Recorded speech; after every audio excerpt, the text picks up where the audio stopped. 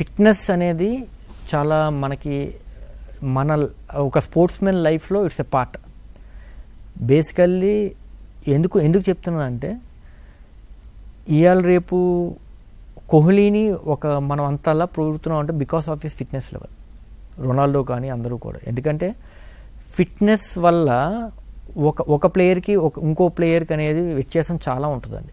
వాళ్ళ పర్ఫార్మెన్స్లో కానీ, లేకపోతే వాళ్ళ యాటిట్యూడ్లో కానీ, లేకపోతే దేంట్లో అయినా కూడా ఫిట్నెస్ ఉన్న ప్లేయర్ డిఫరెంట్గా ఉంటాడు, ఫిట్నెస్ లేని ప్లేయర్ డిఫరెంట్గా ఉంటాడు.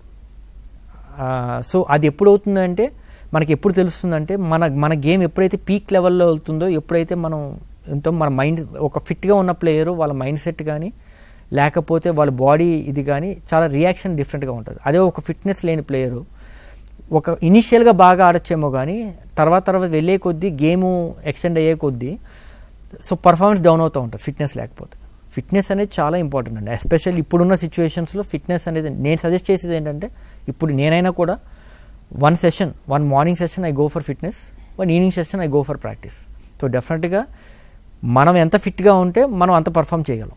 సో ఫిట్నెస్ అని లేకుండా అది చిన్నప్పుడు ఇప్పుడు ఏంటంటే ఇనీషియల్గా ఇదివరకు ఎప్పుడు అలా ఉండేది కాదు, కానీ ఇప్పుడు అనేది చిన్నప్పటి నుంచి కూడా ఎవరైనా ప్లేయర్స్ కానీ వాళ్ళు హ్యాబిచుయేటెడ్, ప్రతి కోచ్ కూడా ఫిట్నెస్ అనేది చాలా ఇంపార్టెంట్ వాళ్ళ డే టు డే లైఫ్లో ఒక యాక్టివిటీలుగా చేస్తున్నారు.